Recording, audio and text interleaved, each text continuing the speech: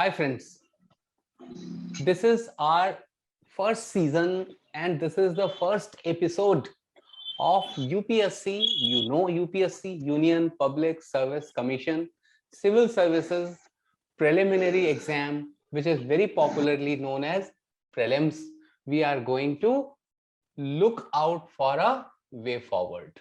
Perfect?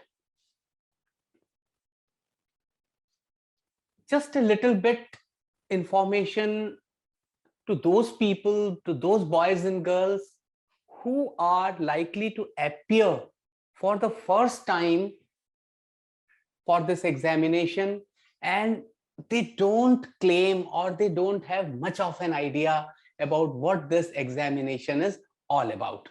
So I will just tell for their benefit that this examination is one of the top 3 or top 5 examinations conducted anywhere in the world on the strength of toughness. ये दुनिया के सबसे बड़े उन 3 या maximum 5 examinations में है जो सबसे टफ माना जाता है, जिसे क्वालिफाई करना एक बहुत मुश्किल काम माना जाता है. तो no wonder 8 to 10 lakh boys and girls appear in this examination for less than 1,000 jobs. Okay, so and the people, those who join, the people, the boys and girls, those who appear in this examination are all those who come with sincere preparation. Nobody pretends here. Okay, at least 99% of the candidates are considered serious candidates. Okay, the examination is conducted into 2 shifts of 2 hours each, and I'm talking about the preliminary, which is known as prelims. Prelims is a qualifying examination. आइए चलिए हम आपको थोड़ा सा qualification के बारे में बता देते हैं. You know, in 2022, from 21st November to something like 18th of December in Doha, Qatar, there will be FIFA World Cup. Okay, so you will ask me what's the relationship between FIFA World Cup. I will tell you the relationship is that there are only 32 teams which will be participating in this World Cup, okay, which will take place during these dates. But almost all the countries of the world, those who play soccer, and every country plays soccer, they will be qualifying for these 32. So what happens is something like 200 countries participate to get into this 32. Then there will be 4 semi-finalists, 2 finalists, and ultimately 1 winner. Similarly, it is here. You have a prelims examination. Roughly 10 lakh boys and girls participate, and then there will be a qualification, and those who qualify, they will be appearing into the main examination, and out of this, the people, those who will be going for the interview, will be further filtered, and those who will be selected out of the personal interview will be further filtered. Okay, so less than 1,000, something like 780 approximately, will be given the honor of joining civil services, main as well as ancillary services of Indian Administrative Services. Okay, so this is something, you know, which a newcomer, the one who's joining us today, needs to know, because the enormity of the task, कितना बड़ा काम आपके सामने है, कितना बड़ा challenge है, उसको समझना बहुत जरूरी है. तो चलिए वापस चलते हैं. 2 आवर्स की 2 शिफ्ट होंगी. ओके, जिन बच्चों ने पार्टिसिपेट किया उनको पता है कि दोनों के 200 मार्क्स होते हैं ईच. ओके, और पहला पेपर शुरू हो जाता है आपका 9:30 बजे. That is the pattern. 9:30 AM. Okay, till me. Okay, this is how many hours? 2 or 3?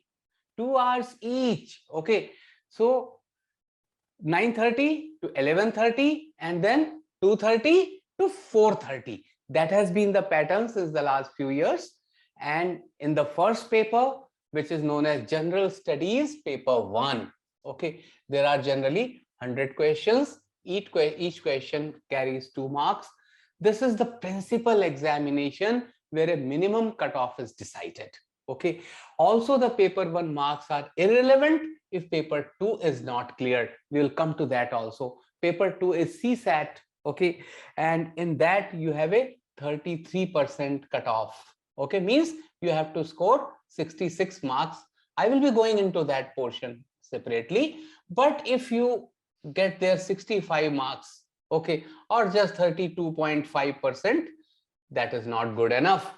Even if you pass here, even if you clear this with, say by long yardstick, आप पे यहाँ पे बिल्कुल टॉपर हो, लेकिन यहाँ पे अगर आप फेल हो गए तो आप काउंट नहीं किए जाओगे. ओके. CSAT और द जनरल स्टडीज पेपर 2, इसको CSAT भी कहा जाता है. It's an aptitude test. Okay. इससे ये देखा जाता है कि बॉस आप में एनालिटिकल, आप में न्यूमेरिकल एबिलिटी है, आप में जल्दी डिसीजन लेने की कैपेसिटी है या नहीं है. और आपको मैं एक बात बता दूं, यहाँ पे इस CSAT के एग्जामिनेशन में वो लोग फेल हो जाते हैं जो IIT क्रैक कर लेते हैं, जो ज्वाइंट एंट्रेंस एग्जामिनेशन एडवांस्ड भी क्रैक कर लेते हैं, वो यहाँ पे फेल होते हुए देखे गए हैं. जो स्टूडेंट्स, जो पार्टिसिपेंट्स कैट क्लियर कर लेते हैं, IIMs के लिए क्लियर कर लेते हैं, वो भी यहाँ पे फेल होते हुए देखे गए. तो इसको लाइटली लेना सुइसाइडल है. बिल्कुल ना लें इसको लाइटली.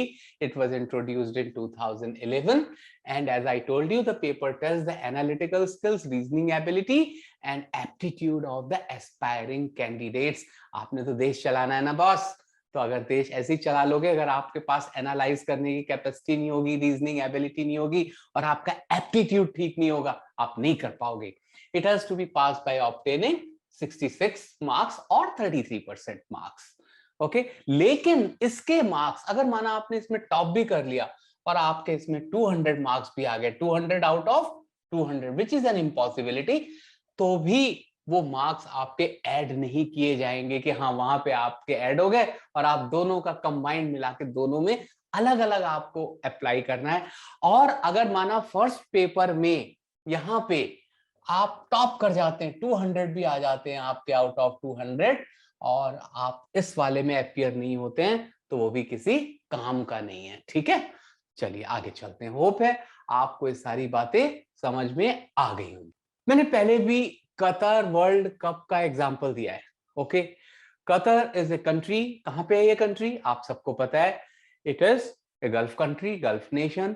मिड ईस्ट कहते हैं जिसको हम. क्या कहते हैं? Middle east. मिडिल आपको पता है ना, सब जगह आजकल शॉर्ट फॉर्म होती जा रही है. तो मिडिल की जगह क्या आ गया? Mid east. तो मिड ईस्ट जिसमें कि आपके गल्फ कंट्रीज हैं, इसी का हिस्सा है. टाइनी कंट्री है, बहुत छोटा सा कतर. और ये कंट्री बहुत रिच है. बहुत रिच मतलब सुपर डुपर रिच कंट्री है, इसलिए इन्फ्लुएंशियल भी है. ओके. तो यहाँ पे जिसकी कैपिटल है दोहा, सुपर स्टेडियम्स बनाए जा रहे हैं. ऑलमोस्ट काम लगभग रेडी हो चुका है, सब कुछ. टीम्स के सिलेक्शंस भी हो चुके हैं. ओके. और आज मैं आपको बताता हूँ किस तारीख में हम. We are on the 13th of June. Okay. 2022. और जो ये 32 टीम्स इसमें आएंगी, इसमें 30 क्वालिफाई कर चुकी हैं. सिर्फ 2 टीम्स क्वालिफाई करना आज की डेट में रहता है. इसकी भी एक वजह है, जब आप अभी आगे बढ़ेंगे तो इन सारी चीजों का मतलब भी आपको समझ में आ जाएगा. बहुत अच्छे से मतलब समझ में आपको आएगा कि मैं सारी चीजें आपको क्यों बता रहा हूं. ओके. और कोई भी चीज यहाँ पे अब इरेलेवेंट होने वाली नहीं है. मैं ये कहना चाह रहा था कि जिस तरह से वर्ल्ड कप के लिए टीम्स क्वालिफाई करती हैं, और वर्ल्ड कप क्वालिफिकेशन राउंड्स में अगर कोई 10 गोल से भी किसी दूसरी टीम को हरा के 32 में जगह बनाता है, तो उसके वो स्कोर्स काउंट नहीं होते. क्या कहना चाह रहा हूं मैं यहाँ पे? मैं ये कहना चाह रहा हूं कि आपके प्रीलिम्स के स्कोर मेन एग्जाम में, इंटरव्यू में काउंट नहीं होंगे. ओके. लेकिन क्या इसका मतलब यह है कि आप प्रीलिम्स को लाइटली लो? No. Prelims has to be given the utmost seriousness. क्योंकि बॉस प्रीलिम्स में जहां पे आपको मल्टीपल चॉइस क्वेश्चंस 1 2 3 4 4 ही ऑप्शंस आते हैं ना, ये टिक करने हैं, समझ लीजिए मेन में इन्हीं को लिखना है बस।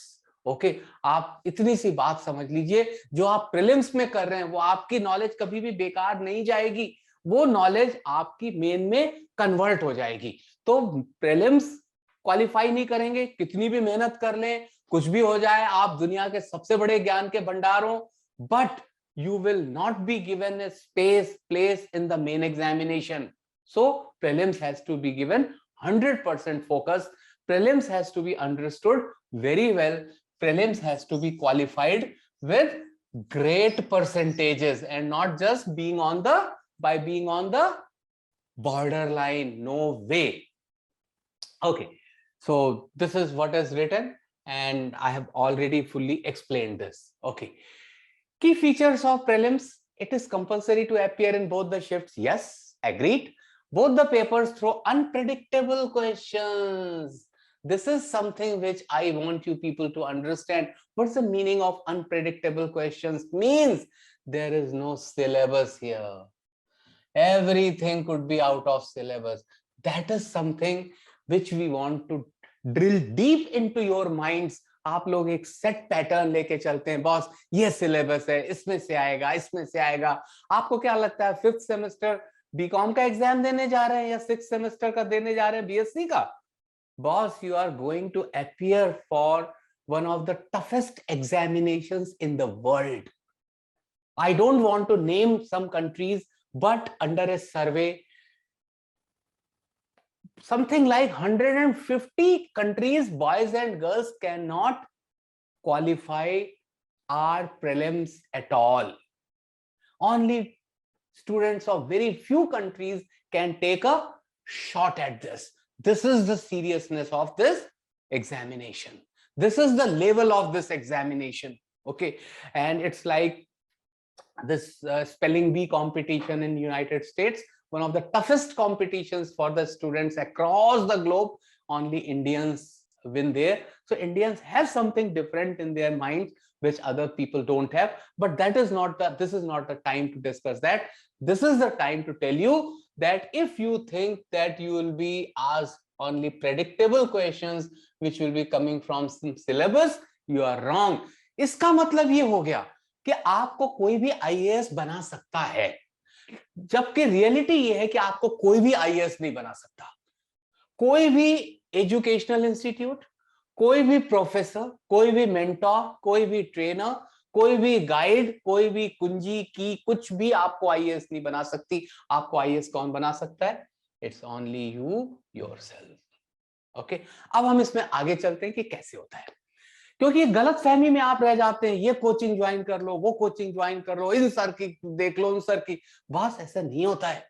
Okay, everything here is unpredictable. Okay, जब अनप्रेडिक्टेबिलिटी आ गई तो सारा का सारा the buck where stops, the buck stops at you. आपने क्या पढ़ा? आप कहां पे खड़े हुए हैं? ओके, अगर आपने कुछ नहीं पढ़ा तो फिर आप कितना भी सिलेबस रट लीजिए, कुछ कर लीजिए, आप क्वालिफाई नहीं कर पाएंगे। Okay, there is no set pattern of the papers. बहुत से लोग अपनी सारी जिंदगी इससे भी निकाल देते हैं, 10 साल के पेपर कर लेंगे, 20 साल के पेपर कर लेंगे। बहुत अच्छी बात है, हम भी आपको वही कराने वाले हैं, लेकिन कोई सेट पैटर्न के अंतर्गत नहीं। And as I told you earlier, there is no finite syllabus for either of these two papers, GS1, GS2 और GS1 एंड CSAT, जैसे भी आपकी मर्जी हो आप करिए।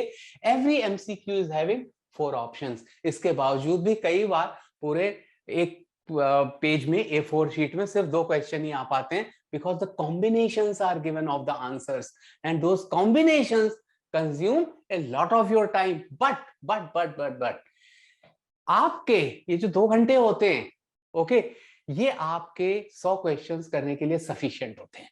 मैं जितने भी स्टूडेंट से मिला हूं उन सब ने यही कहा है कि सर 2 घंटे बहुत होते हैं, लेकिन CSAT में कई बार टाइम कम पड़ जाता है। ओके, तो थोड़ा सा ध्यान रखिएगा।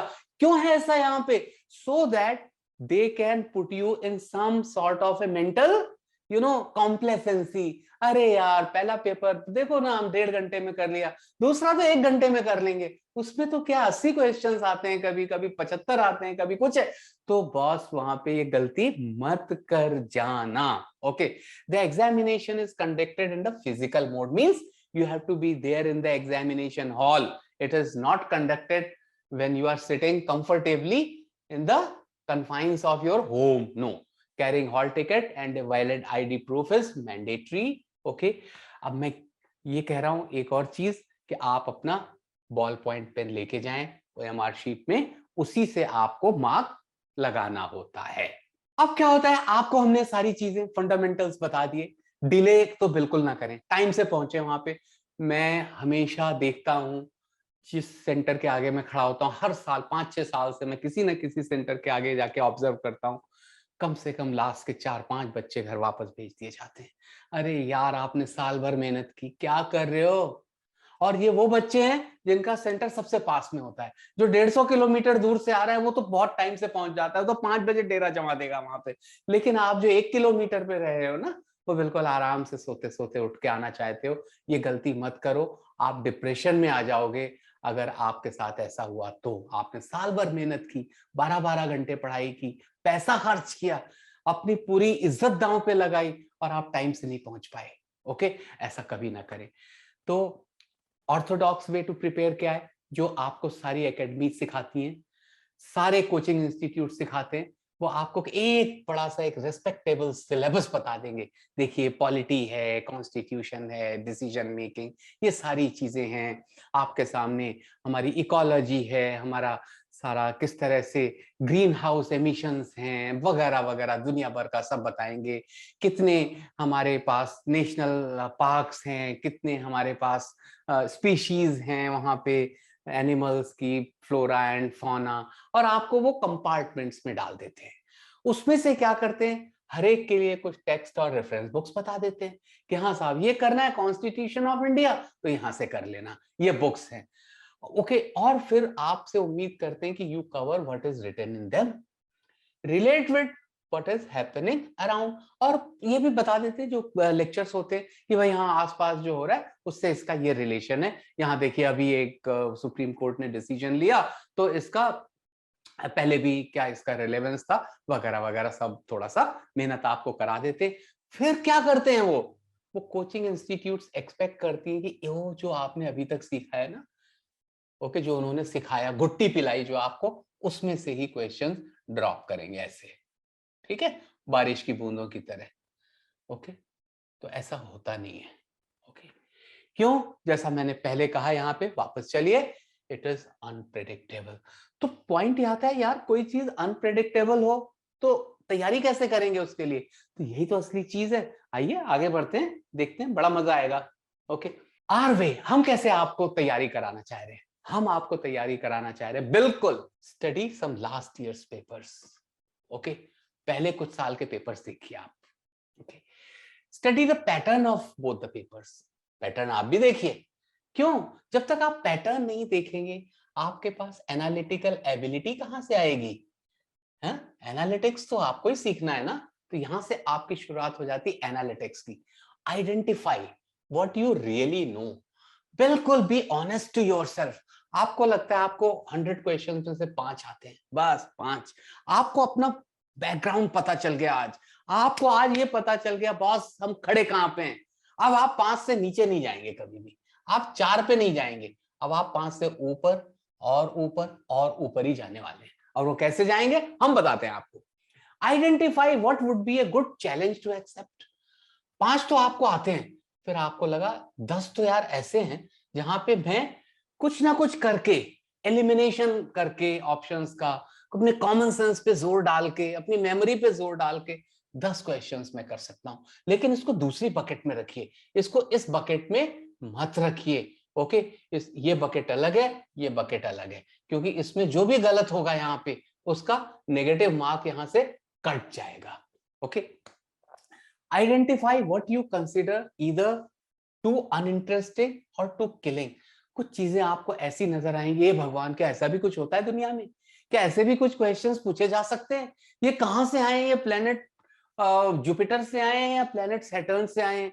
ये क्वेश्चन तो इंडिया हिंदुस्तान के क्या अर्थ के भी नहीं लगते। तो आपको लगता है नहीं यार, हाँ ये नहीं कर पाऊंगा मैं कभी भी। उन क्वेश्चंस की एक अलग बकेट बनाइए। जब आप उन चीजों को समझने लगेंगे ना, आपको इतना मजा आने लगेगा उन क्वेश्चंस को करने में, आप कहेंगे, अपने ऊपर शर्मिंदा हो जाएंगे, why you were so uninterested in solving those puzzles, why you were, say, sort of not willing to accept that challenge. Okay, and now wait for our next announcement. Okay, चलिए। तो उम्मीद है अब तक आपको समझ में आ गया। यहां पे मैं बार बार एक वर्ड का नाम लूंगा। ओके, क्यों? उस वर्ड का नाम लेना उतना ही जरूरी है जितना जरूरी रोज सुबह आपके लिए भगवान का नाम लेना होता है, और मैं उसको कहता हूं रिवीजन। ओके, अगर आपने पढ़ लिया, बहुत अच्छा किया, मैं कहूंगा धन्य है आप, धन्य है आपके माँ बाप जिन्होंने एक पढ़ने वाला बच्चा पैदा किया। लेकिन धन्य हो जाऊंगा मैं अगर आप जो भी पढ़ेंगे उसको रिवाइज करेंगे, क्योंकि जब आप रिवाइज करेंगे तभी वो आपके माइंड में जाके बैठ जाएगा। सिंगल एंट्री वाली कोई भी इंफॉर्मेशन आपके माइंड में नहीं बैठती। ओके, अपना हिंदुस्तान है ना, आपके घर में कोई आदमी आता है, आप कहते हैं भैया चाय पियेंगे, अंकल चाय पियेंगे, पहली बार में क्या बोलते हैं? कोई हाँ कहता है? सब मना कर देते, नहीं नहीं हम तो पी के आए। फिर दोबारा में कहते हैं अरे पी लीजिए ना एक बार, तब पीता है आदमी। आपको भी पता है ये पी के नहीं आया है, और उसे भी पता है कि जब तक सेकंड टाइम नहीं कहेंगे तब तक हम पिएंगे नहीं। ओके, तो ये रिवीजन आपके यहां भी जरूरी है। आपने बुक पढ़ी, आपने चैप्टर पढ़ा, आपने कहा उसे भैया आ जाओ मेरे दिमाग में, नहीं आ रहा है, बिल्कुल नहीं आ रहा है, हिंदुस्तानी आदमी, हिंदुस्तानी कॉन्सेप्ट है, लेकिन दोबारा आपने फिर उसके मेन पॉइंट्स लिखे 1 2 3, अब वो बैठ गया आके, अब चाय पी रहा है, और वो बिना चाय पिए जाएगा नहीं। तो that is why I am saying this. आगे बढ़े? Okay, with your permission.